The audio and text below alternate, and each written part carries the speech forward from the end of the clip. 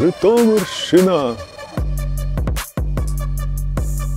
Дискотека має бути партійною та ідейною. Вибачте. Хвилююсь просто. Житомир. Ти уявляєш, що я відчуваю? Я все життя мріяв потрапити сюди. Інститут радіоелектроніки. Там розробляли Apple.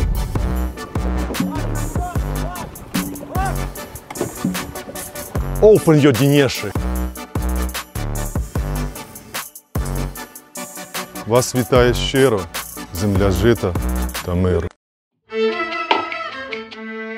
Привіт, я Богдан Логвиненко. Разом з експедицією «Юкрейнер» ми об'їхали всю Україну, і я відчув, наскільки мало ми про неї знаємо. Адже багато цікавого є не лише в Києві та Одесі, але й в Переяславі, Дрогобичі та сотні маленьких містечок та сіл. А найкраще розказати, чим дихає місто і як воно впливає на людей, можуть тільки ті, хто тут жив. Тому цього разу запрошую вас дослідити міста та села України разом із людьми, які їх добре знають, і яких добре знаєте ви. Це шоу «Амбасадори».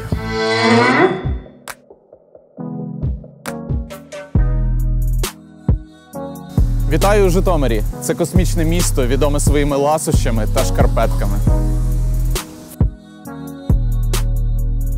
Але шкарпетки в нас не житомирські, солодке їсти не корисно, тож сьогодні ми покажемо вам інакше Житомир. Амбасадором Житомира буде вокаліст «Другої ріки» Валерій Харчишин. Погнали!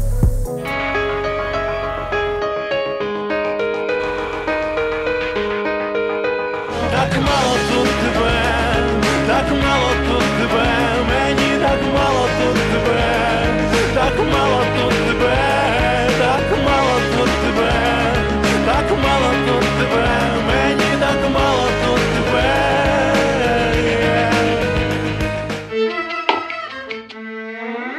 Привіт. Привіт. Вітаю в Житомирі.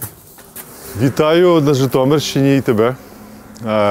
Слухай, чому ми тут зустрілися? Кажуть, що це за місце? вітають в Житомирі. Вас вітає щиро земля жита та миру.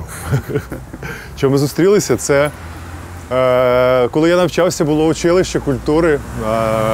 Виглядало трошки по-іншому. Мабуть, гарний директор. Треба ж похвалити. Ну, такий ремонт зробили. Пофарбував, так? Ну так, я ж перевірив. І саме головне, що не залишається на руці та фарба.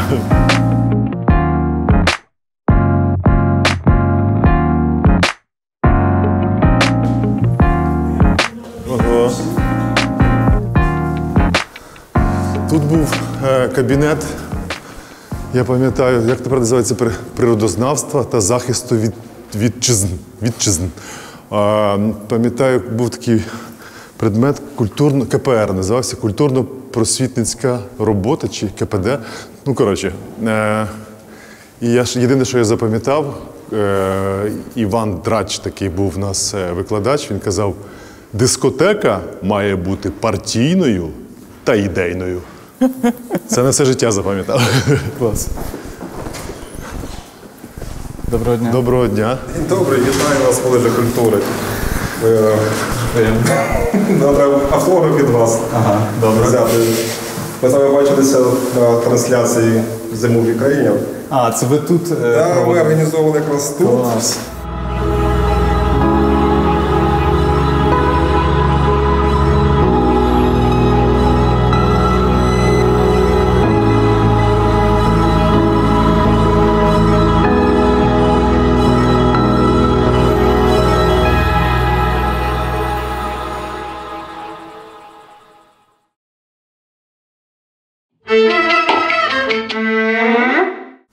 А це наш гуртожиток. 1 травня 22А. Так, так. Це воно. Ну, з нього виходити не можна було, бо ми були не місцеві. А це була територія, там, здається, 105-ки. Ага. Ну, ти не пам'ятаєш, вибач, 90-ті роки це дуже складно. І якщо ти сюди попадав, ти там перші 2, мабуть, роки, як в інкубаторі сидів, тут не виходив, бо могли тобі носа зламати там, чи ще щось. Тобто тобі треба було спринт добігти, так? Так, ну це був такий відрізок життя, добігти, особливо ввечері, коли ти... А що, тепер тут духовий відділ? Тобі часто били носа? Мені ні, я дуже швидко бігав. Але гроші забирали кілька разів, коли ще був один цей відрізок життя, це з автовокзалу до гуртожитку. Якщо ти його проходив з грошима, то ти міг цілий тиждень нормально жити. Доброго дня. От так сюрприз. Вітаю. Вітання, Богдан. Я спочатку займався, був такий Геннадій Ірмович Розензав. Приїжджає, до речі, викладає в консерваторії. Та ладно. Да, він ще граючий. Живий, здоровий, Да. слава Богу. Да, Він- зимою був. Так? Да. І спочатку я в нього, поки він не поїхав в Ізраїль, залишив на ПМЖ, так, поїхав. А я так собі грав насправді на першому курсі, бо мені колись вибили зуб, половину, вірніше. І в мене була така постановка так, наліво. Пам'ятаєте?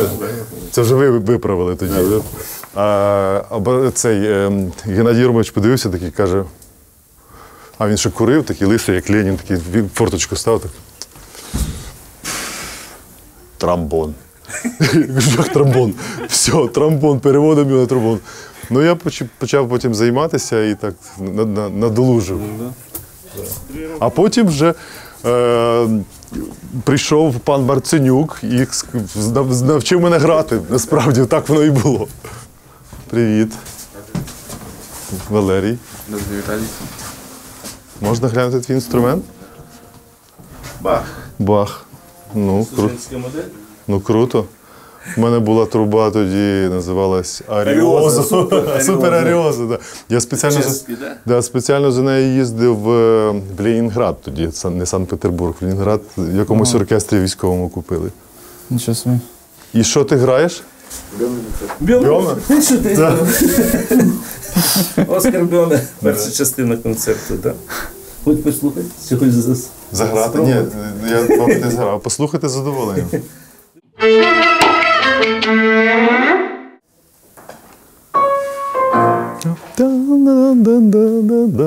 Блін.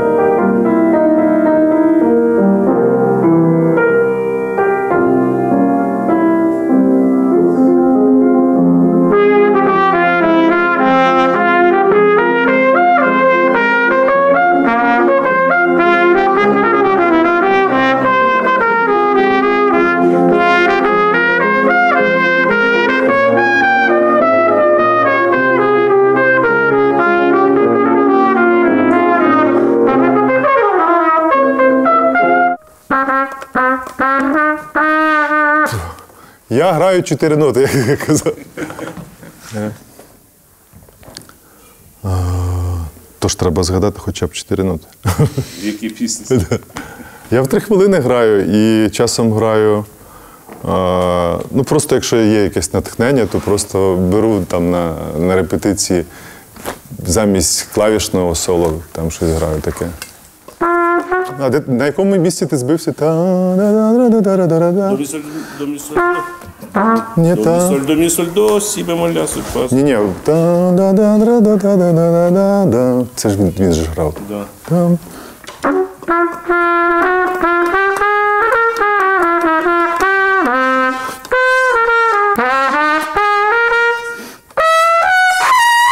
О, не можу все. Супер, клас. Поїхали далі. А як ви всі зібралися? Як ми зібралися? Ну, ми ж слухали приблизно одну і ту саму музику. У нас була така субкультура серед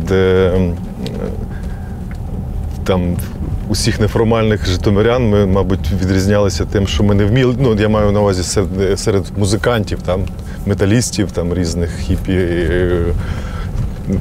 Ми відрізнялися тим, що ми абсолютно не вміли грати.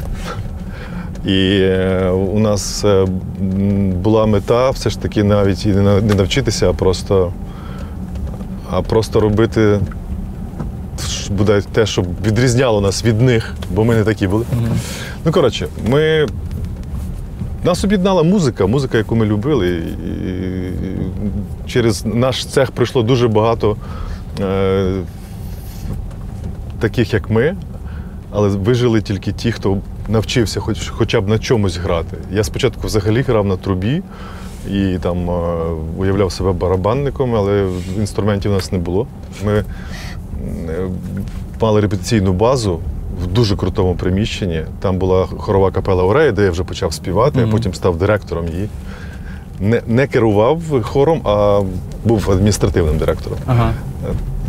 І використовував службове приміщення для другої ріки.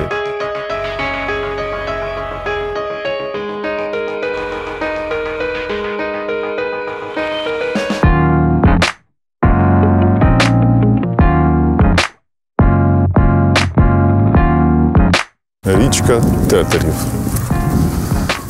То вона друга. Ні, це моя друга, а вона Тетерів.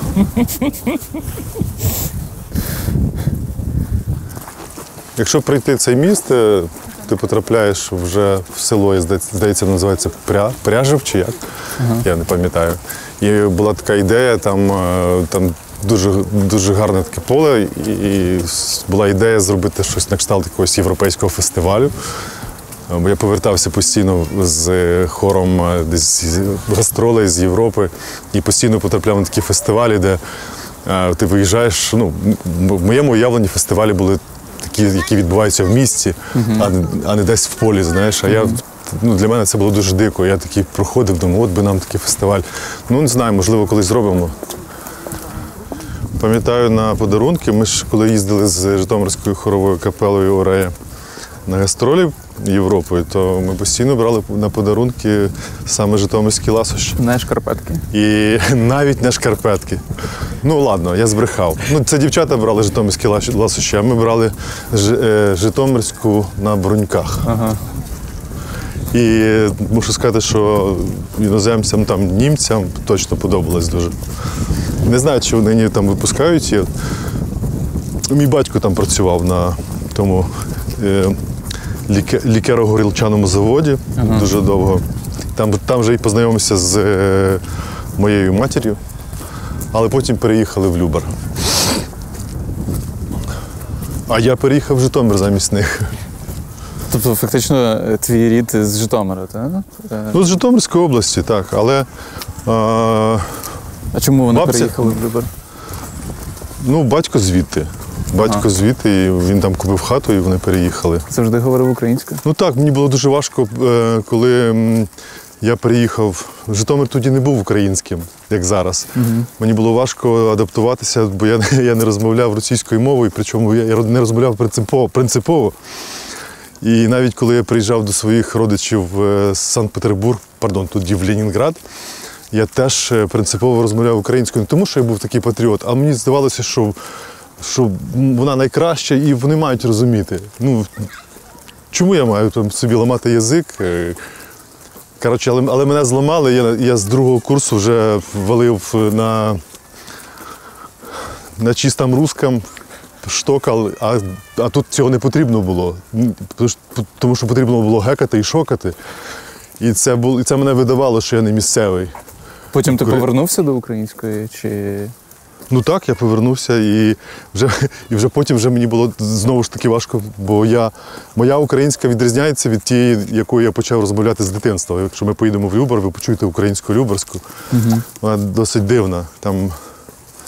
Є якісь специфічні слова? Ну так, ходить, робить вареники, лупе, все на «е». Ну і суржик, ясно, що притаманний Полісько-Подільській землі, бо Любарщина, вона ближче все ж таки до Поділля, а не до Полісся. Хоч відноситься до Житомирського. Волинь теж. Так, Велика Волинь. Це ми йдемо до Ракушки. Так.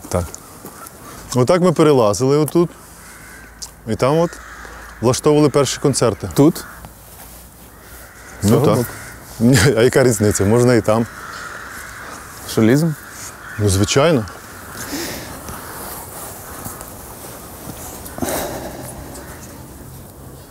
що це місце не відкрите для. На що тут паркан? Бо немає туалету. Ага. Якби був туалет.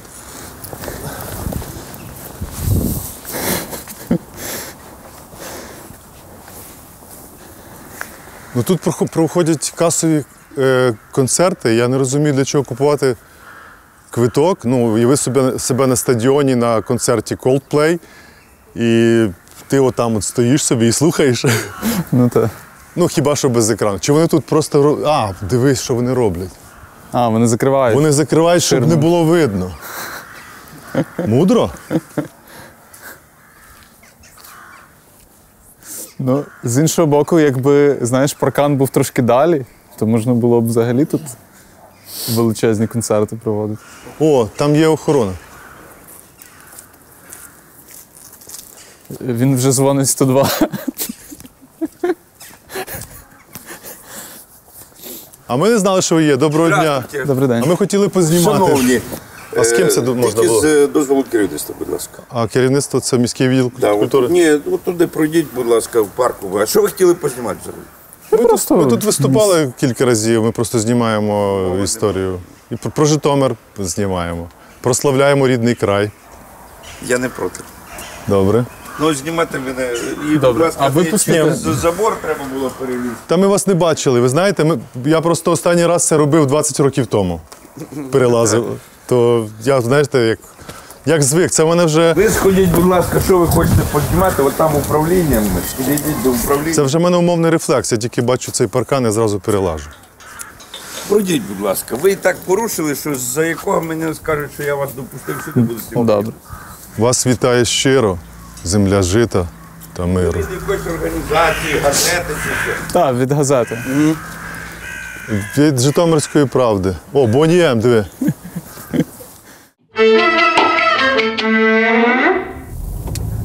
Мій один з улюблених жовтих заголовків якраз про Житомир. Він звучить так. Я думав, що умер, но Бог вернув мене назад в Житомир. Понятно.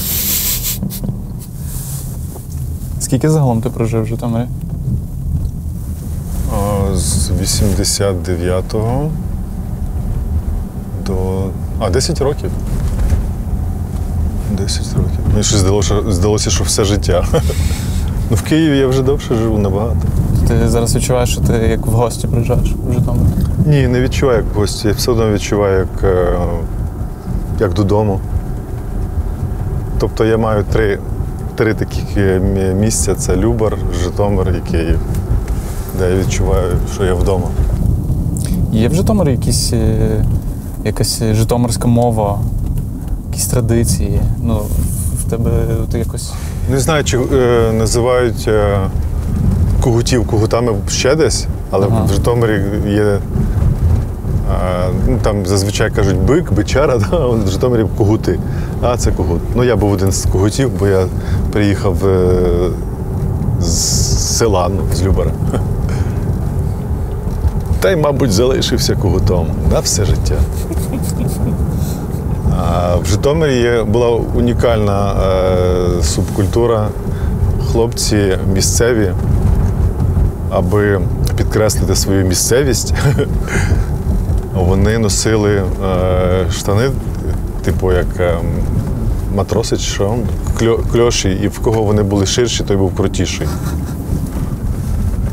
Ну і так, щоб соціалізуватися, когути теж інколи це робили. Всі шили їх, бо вони ж просто не продавалися. Ага.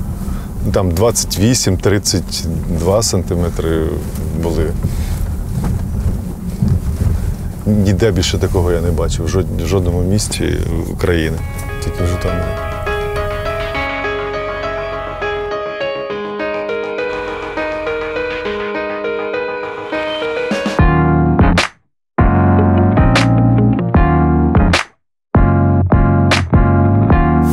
Привіт, Валерій.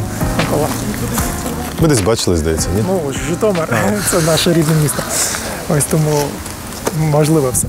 Розкажи нам, що я так розумію, що ти активіст, який хоче змінити майбутнє цієї водонапірної башти. Вежа – це є один з неофіційних символів міста. Ми його можемо бачити на магнітах, листівках, де-інде, але насправді більшу частину свого життя вона стоїть поодинока, зачинена і не виконує свою основну функцію.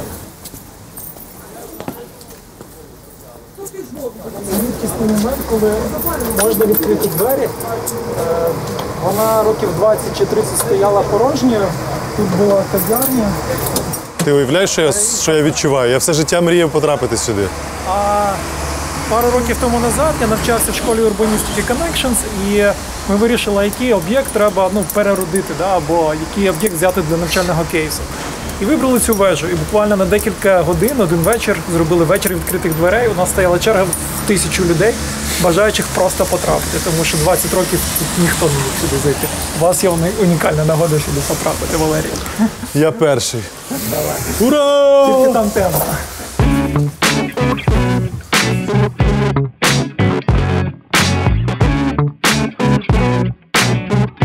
Виникла ідея, а що з вежею, тобто як символ, чому він символ зачинений. І ми розробляли ідеї, тестували, сюди ось приходили люди, ми з ними комунікували, ідея, на що її можна перетворити. Було декілька варіантів, але більшість людей голосували за культурно-туристичний об'єкт, який би приманював і робив, не тільки був візуальним символом, а й всередині відбувалися деякі речі. Розпочали ми довгий такий шлях перетворень, бо насправді це пам'ятка місцевого значення, значить ти опираєшся в купу бюрократичних процедур. Це значить, що вона має руйнуватися. Тобто парадоксально, в Україні, що якщо пам'ятка, значить ми її краще не будемо чіпати, краще хай руйнується, ніж щось робити. Ось провели ми всеукраїнський архітектурний конкурс на кращу концепцію, архітектурну концепцію внутрішніх перетворень. Сьогодні у нас є команда-переможець, яка запропонувала ще амбітну ідею зверху зробити скляний купол. О, це дуже круто. Круто, але насправді ця ідея була не зовсім однозначно сприйнята громадою. Тобто одні підтримували за, але були люди, які на нас писали в прокуратуру, що це неможливо зробити, що ми хочемо зруйнувати історію і так далі. Тобто, аби зняти цей дискотичний момент, поки це відкладається, принаймні. Хай гниє. Щоб ви розуміли, ми зараз піднялися нагору і не змогли там знімати, спустились на кілька поверхів нижче, бо там голубятня. Де це я був в Орхусі, це друге місто в Данії по величині, там є не така вежа, вона, здається, сучасна, і там якраз є така куля навколо вежі, і ти, коли йдеш, там змінюється постійно світло. Це просто фантастика. І ми були зачаровані, ми звідти не виходили. Кажу, давайте там знімемо кліп. Пішли домовлятися. Вони кажуть, ні. Можете просто сфотографуватися, ніяких кліпів, це комерційне використання, а власність громади, все. Нам не дозволили. Але там дуже круто. І якби таке зробили, то тому на думках, а що ж зробити, якщо не скляний купол, то ідея все ж таки після ремонтно-реставраційних робіт, які треба робити і зовні, бо цегла вивітрюється, наситити її якраз технологічними штуками. Можливо, це будуть по периметру верхнього куполу екрани, які будуть переносити нас в різні куточки міста. Тобто, щоб бути віртуальні екскурсії, доповнена реальність. Тобто, вежа втратила свою першочергову роль, колись від вежі залежало все місто. Наша ідея – зробити знову вежу центром такого культурного життя.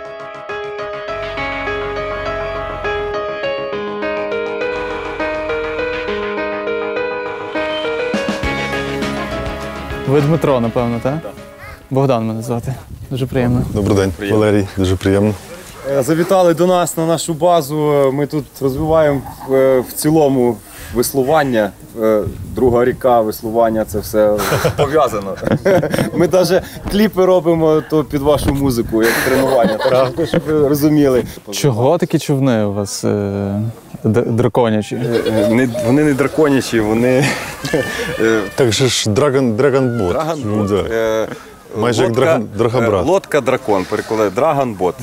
Цей вид спорту пішов з Китаю. Він у нас і в Україні, і в Європі дуже сильно розвинутий. Це такий наймасовіший вид спорту по веслуванню. Веслування, в якому можна кожен кожен бажаючий відразу навчитись. Не так, як в інших видах веслування, як байдарка, каноє, академічне веслування. Це тут набагато простіше навчитися. Ми вас зараз так само навчимо, ви з нами сядете, спробуйте і ми вас прокатаємо. Ура! Ідемо. Ну отак чи що? Рука. Ага. Ось тут. Да, наклоняєте спину. Це рука рівна. Ось ви потягнулися. Грибок. Раз. Достали. Раз. Десь тут Да, тільки доставати треба, ось дивіться, ви сидите, ось ви тягнете до коліна і на сторону. До коліна, на сторону. Получається, тут руками не грибець. Руки тільки цепляють за воду. Ви спиною потягнули, встали на сторону. Це в кого немає гриш. Четвертий і Кстати, п'ятий. цей вид спорту дуже сильно для тих, в кого спина болить, все так розминає, розвиває і буде все дуже. Супер. Давайте, тепер ми запаковуємо лодки.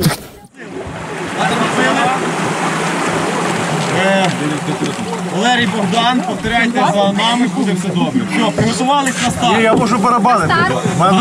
Можете просто сидіть, насолоджуйтесь. Все, готові? Приготувались. Руш!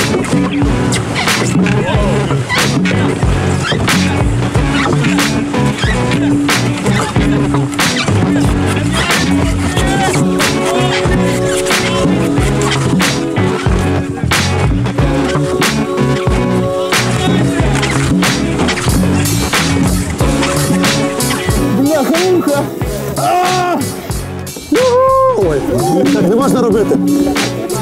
Я знаю.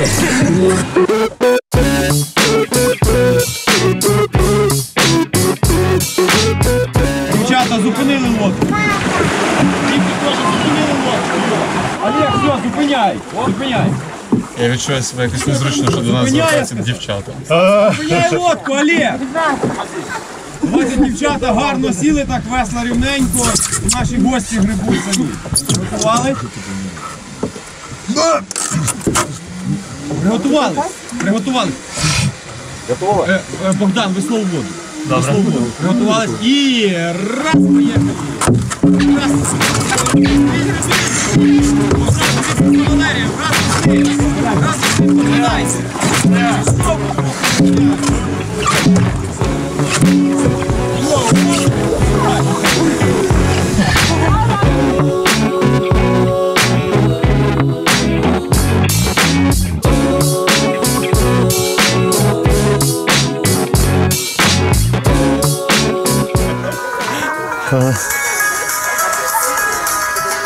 Що це знак був. Поїдемо далі. Дякуємо вам. І вам Наснаги. Дякуємо дуже. Дуже Щасти. приємно. Як тобі українське кіно? Українське кіно, ну слава Богу, що воно є, з'являється. Я думаю, що найлегше, що ми можемо зробити, допомагаючи українському кіно, це не обсирати, будь-що вийшло, знаєш. Бо у нас всі критики, а як зробити класно, ніхто не знає. Тому добре, що виходить, і треба підтримувати. Якщо говорити зовсім відверто, то тенденція знімати касові фільми, використовуючи якийсь примітивний гумор, знаєш, генітальний, то мені це не дуже подобається, але я думаю, що ми це все переживемо. Ну, це етап, який треба пройти. Це етап, який треба пройти просто. Ти знімався в 2 фільмах? Та, я знімався в одній комедії і одразу чомусь 2 головні ролі отримав. І в «Легендах Карпат» я грав Олексу Довбуша. Досвід і той корисний, насправді. Фільми по-різному успішні, неуспішні, але касовий фільм, насправді, «Зустріч однокласників». Мабуть, тому що комедія. Генітально чи ні? Ну, ти розумієш, це... Я не дивився. Там дуже багато такого гумору, але він сприймається, на мою думку, він сприймається якось органічно, тому що пацани саме так поводяться і вони про це говорять. Тобто він такий життєвий. А коли ти штучно, розумієш, вставляють жарти, ну, вони там можна було обійтись, так в житті не відбувається. Знаєш, я йду там в кіно, дивлюсь українську комедію і дивлюсь, ну розумію, що там нелогічний той жарт, але там треба вставити якийсь натяк на матюк. Ага. Для того, щоб що? Щоб засміялися.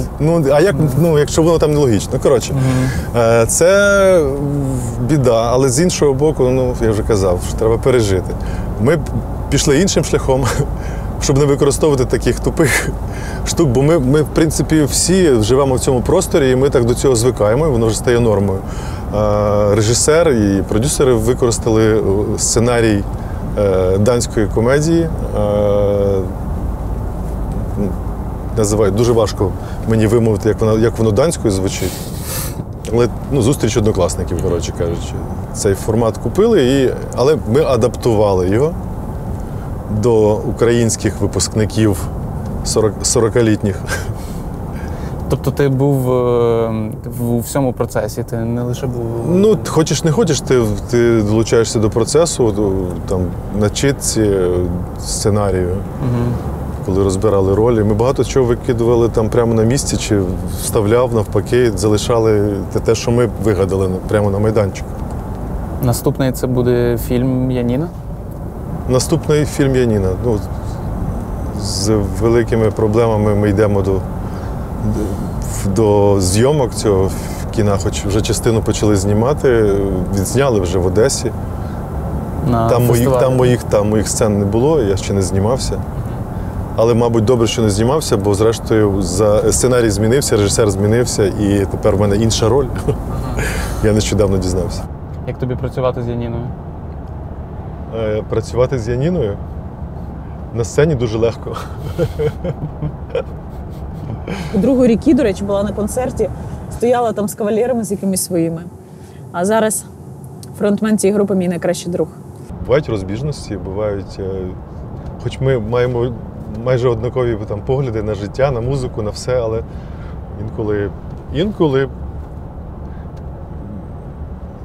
я просто поводжусь не так, як би, можливо, хотілося б Яніні. Чи навпаки.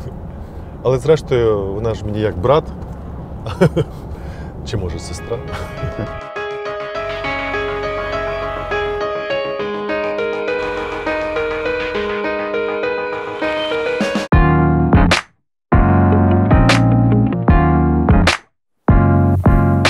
Тут все виглядає, наче декорації якоїсь фільму. Так, ти що?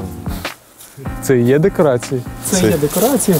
Насправді, Film.ua. Буквально нещодавно завершили зйомку серіалу «Славяні». І це був останній епізод, коли все це руйнувалось. Хоча ще 3 тижні назад все було ціле, і майже півроку тут тривали зйомки серіалу. Тут локація ще неподалік. «Славяні»? «Славяні», так. А хто знімав цей серіал? Москаляні? Україно-словацький, здається, проект. Там декілька. Ми перевіримо. Чекай, мені казав, я зустрічав знайомого свого. Зустрілись на заправці, він казав, що він їде знімати сюди серіал зі словаками. Запрошував мене, каже, будеш тут. Тут одна локація, там через пару кілометрів звідси величезні локації були також.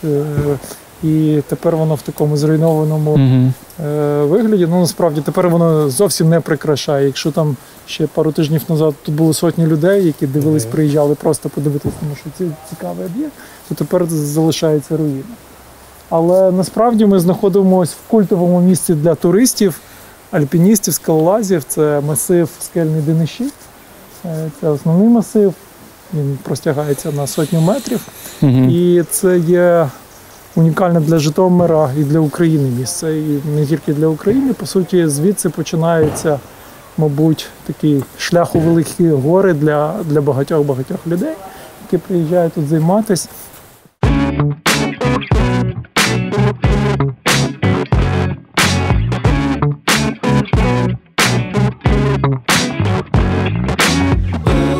Я їхав десь,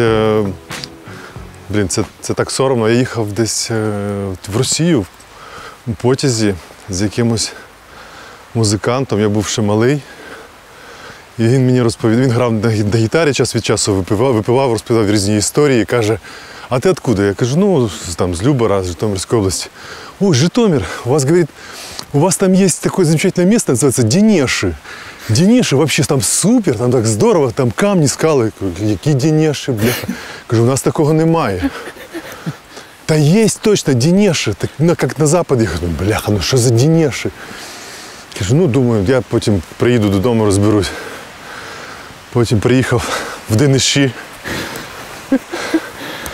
і зрозумів, що він мав на увазі. Що це, виявляється, Денеши? Да, отак іноді, знаєш, живеш і не бачиш, що Скажи. в тебе є. Угу.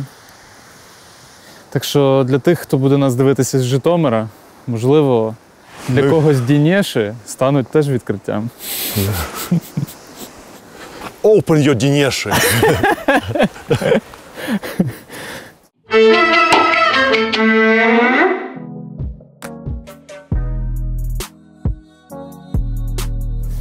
Доброго дня. Доброго вечора. Добрий вечір. Мене Богдан звати. Я Ірина. Дуже приємно. Валерій. Директор музею. Дуже приємно. Я знаю, що Валерій був в нас, так? Неодноразово. З сином приходив останній. І з сином так? теж. Я пам'ятаю, І пари тоді, прогулював тут. Так, ну мені дуже приємно, що ви приходите до нас. Що А ви пари вперше прогулював? чи ні? Приходять? Ні, що приходите до нас. Але якщо прогулювати пари, то це ж краще в музеї космонавтів. Тому що це буде не задарма. Хороша рекомендація. Спочатку виникла ідея, що повинен бути музей на Батьківщині Корольова. Подумали, Житомир не космічне місце, таке як Дніпро, наприклад, чи Київ. Да? Якою має тут бути експозиція з космонавтики? І тому ця експозиція – це музей здійсненої мрії. Тому якщо ви прогулювали пари, тут ви задумували свою мрію. Да, і здійснювали мрію. А розкажіть, що найцікавіше можна побачити, отак, якщо приїхав іноземець, в нього є кілька хвилин. Якщо є кілька хвилин, в мене бувають такі ситуації. От коли кілька хвилин, ми завжди виходимо на середину зала, і я кажу... Кажете, закрити очі? Ні, оцей зал перетворюється за 5 хвилин на велику залу, на 100 місць.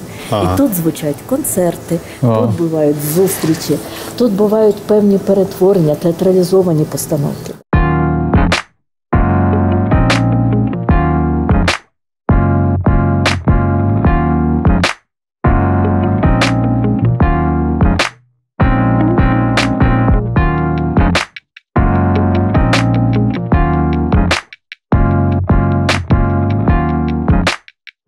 Дякую тобі, що погодився, що показав нам трошки Житомира.